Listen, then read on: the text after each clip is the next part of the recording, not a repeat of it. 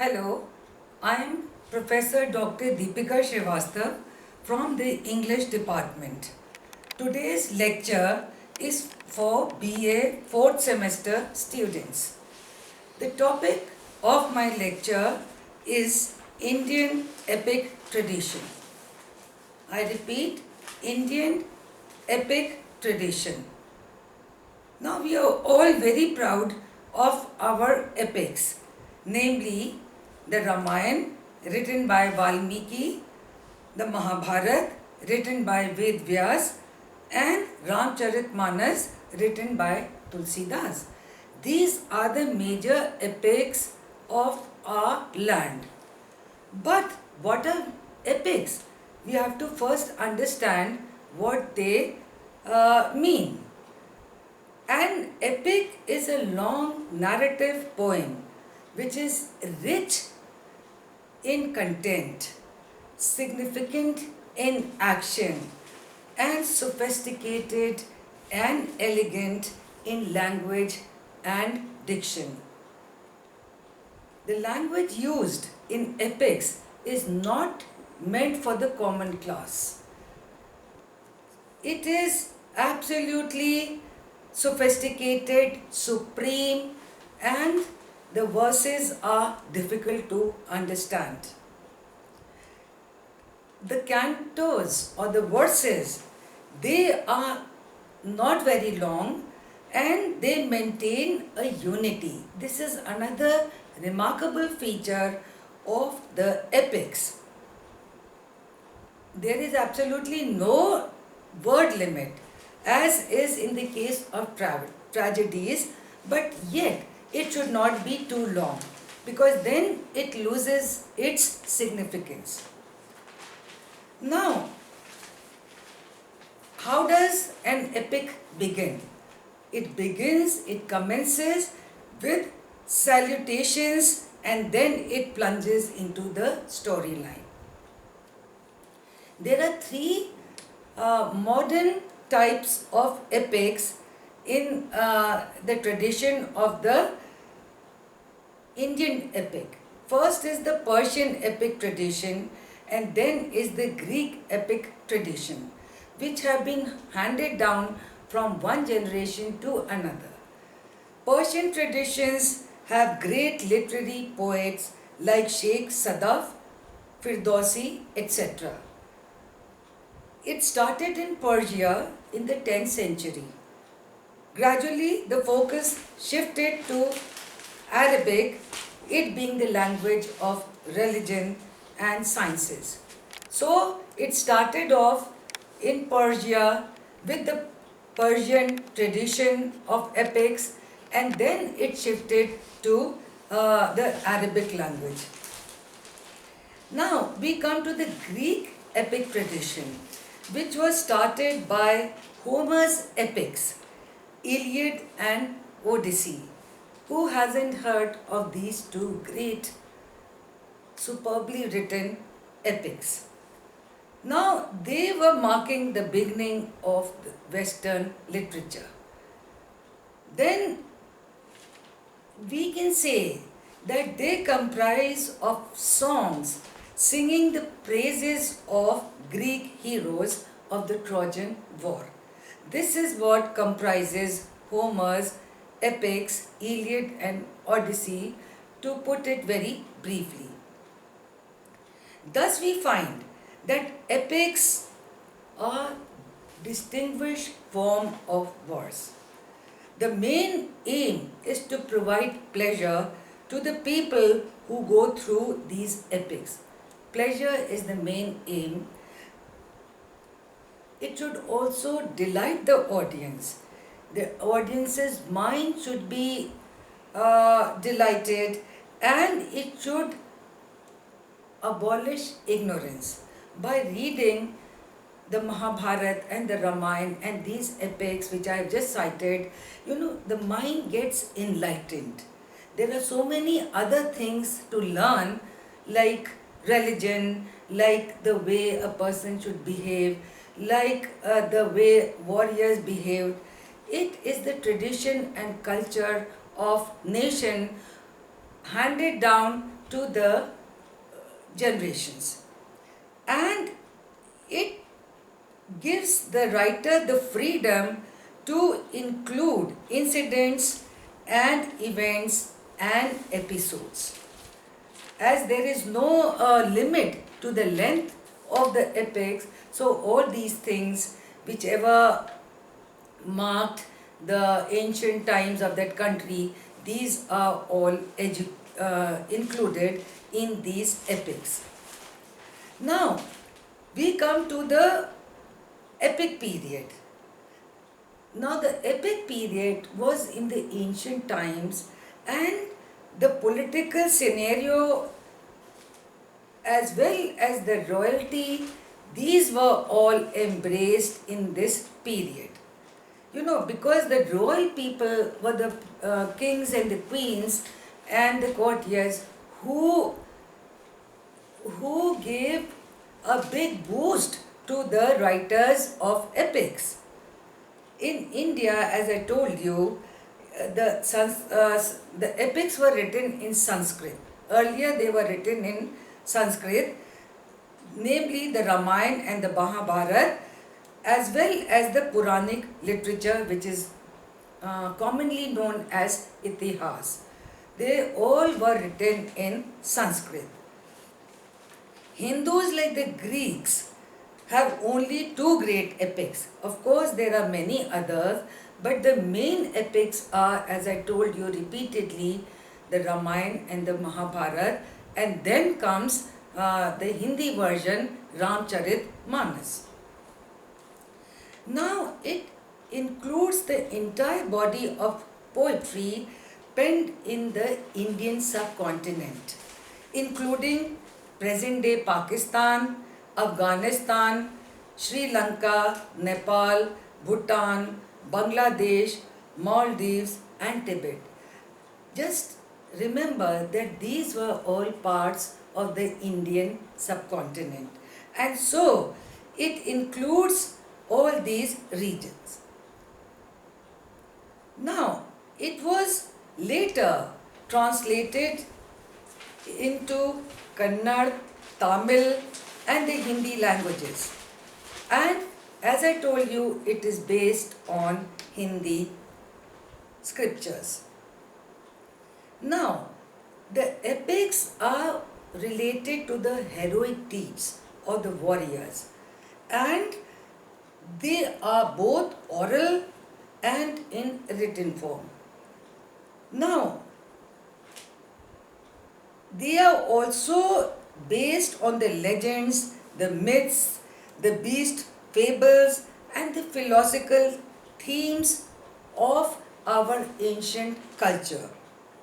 Since poetry arrived before prose, and because before writing things were mostly in oral form, therefore the epic was also born out of the oral strain. Now, the epic form has been used all over the world from one generation to another generation, and these are the tales of celebrated deeds of the national heroes. And so we have the story of Ram, we have the story of Pandavas. These are the basic heroes of our land. Since the aim of the epics is to reawaken the past glory, to educate rather than to record actual facts, protagonists are exaggerated and are utopian. The characters are often mythological.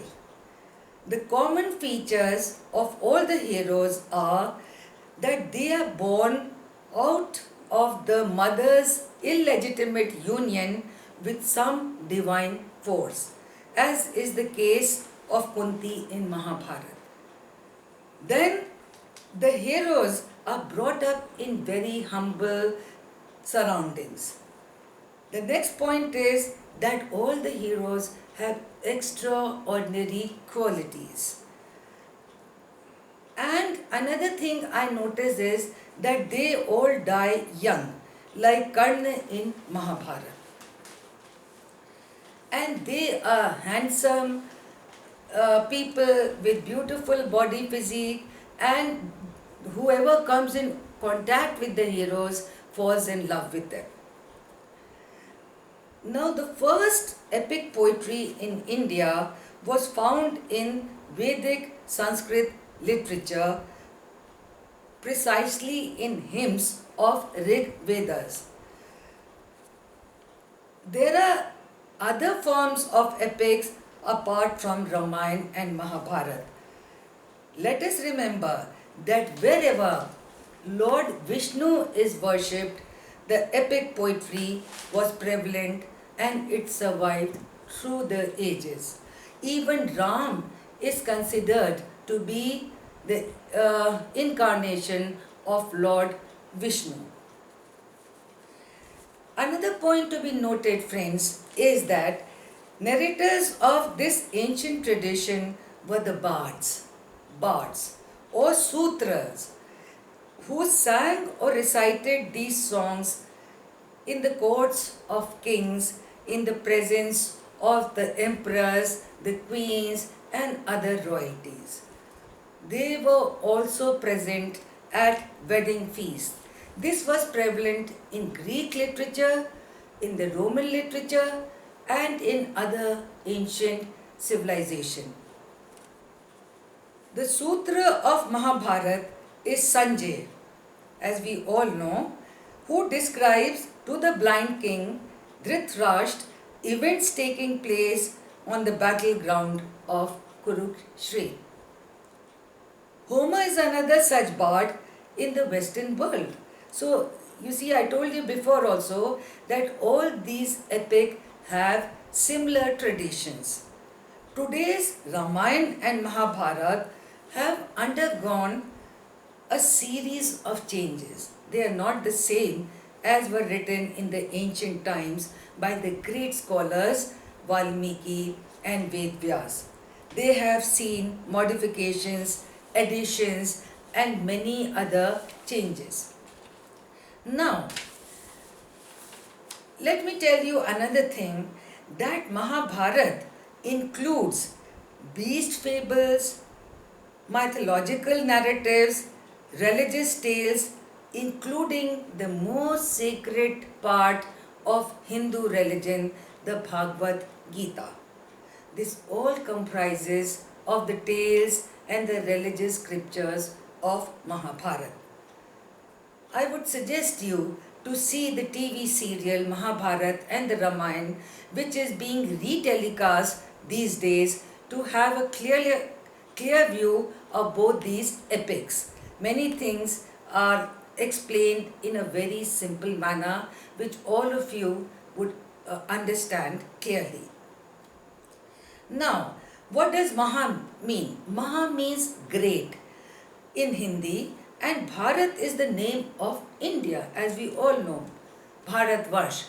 And it is very popular, and this story is so intriguing that people through centuries have read it and reread it. Now, Bharat, you see, Bharat, they were the warlike tribes, and Mahabharata starts with Bharat, who was the son of Shakuntala and Dushyant. Shakuntala and Dushyant's son was Bharat, after whom our country is named, Bharatvarsh. Now,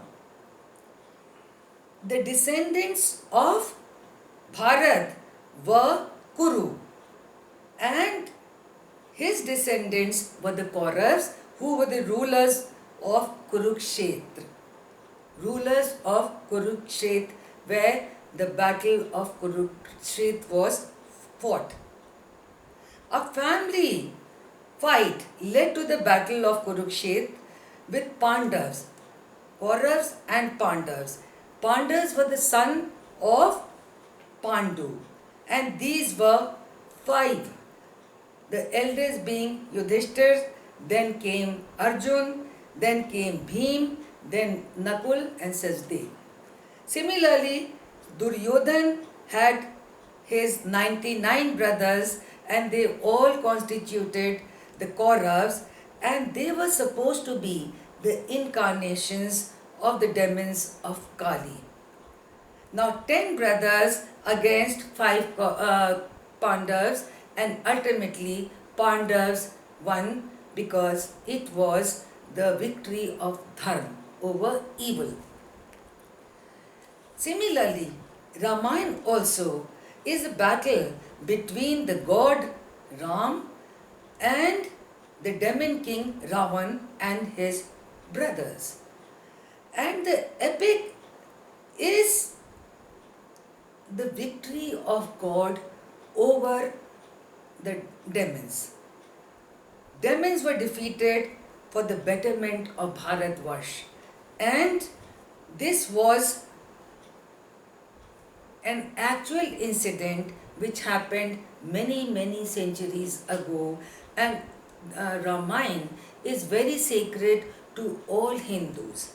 The Ramayana is shorter than Mahabharata, and Valmiki wrote the original Sanskrit Ramayana.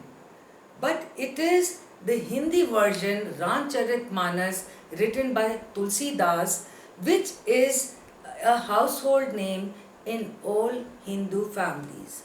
Everybody reads it at least, if not daily, then once a week. And Sundarkand of it is the most popular Kand of Ramcharitmanas. Now, it is the story of Lord Ram, as I told you, and Sita ji and the monkey god Hanumanji. Now, Hanumanji, though he was a monkey god, he is as revered, if not more, than Lord Ram. And in many areas, he is the prime god of all Hindus, Hanumanji. Now, Ram was the incarnation of Lord Vishnu, as we all know. I mean, all the Hindus know this. And he is, as I told you, he is the main god of all Hindus. That was the epics Ramayana and Mahabharata. Now we come to Kalidas. He also wrote epics. One was Raghuvans and the other was Kumar Sambhav. Raghuvans is the dynasty of Raghu, and Kumar Sambhav is the birth of Kumar Kartikeya. Since it is not very easily available or very popular, so I leave it at that. After this, we come to other forms of epic which are very popular in the southern part of India. We have Kannada epic poetry. It consists of Jain religious literature. The most important poet was Pampa. His Vikram Arjun Vijay is based on Mahabharata, and it is read throughout Karnataka and other southern states. Later, Kamban wrote the greatest Tamil epic, the Kamba Ramayana. So we have one Mahabharata and one Ramayana in the southern states of India. Now, as I told you that in Hindi literature there are other forms of epics also apart from Ramcharitmanas. Now Ramcharitmanas is the most popular, just as Bible is the most popular book for Christians. Similarly, Ramcharitmanas is the most popular book for all Hindus. But there are other also literary Hindi epics, and one was Kamayani by Jai Shankar Prasad. He also was very famous, and his epic poem is also quite well liked and quite popular. Similarly, in Bengali literature also, there are marvelous epic poems, and I just can recollect one important epic writer. His name was Michael Madhusudan Dutt, and he wrote Meghnabodh Kavya. Meghnabodh Kavya. So we see that apart from Sanskrit, apart from Hindi, there are Kannada epic poems and there are Bengali epic poems amongst others. Now, to conclude my lecture on the Indian epic tradition, I just want to reiterate that it is a source of inspiration. It inspires us, and we wish to read it, and it is kept in the puja house of all Hindu folks. The epics. Of course, Mahabharata is not kept because it is said to, instigate people to fight amongst themselves. So Mahabharata, though it is an epic poem and it consists Bhagavad Gita, it is not as relevant as Ramayana is for Hindus. It tells us about philosophy, about aspirations of a nation, about conduct, about lofty style of living, about philosophies which one should follow, about the victory of good over evil. It is a highly elevated style of narrative having grandeur, written in pompous style, and it is revolving around great warriors whom everybody should emulate. With these words, I end today's lecture on the Indian epic tradition. Thank you.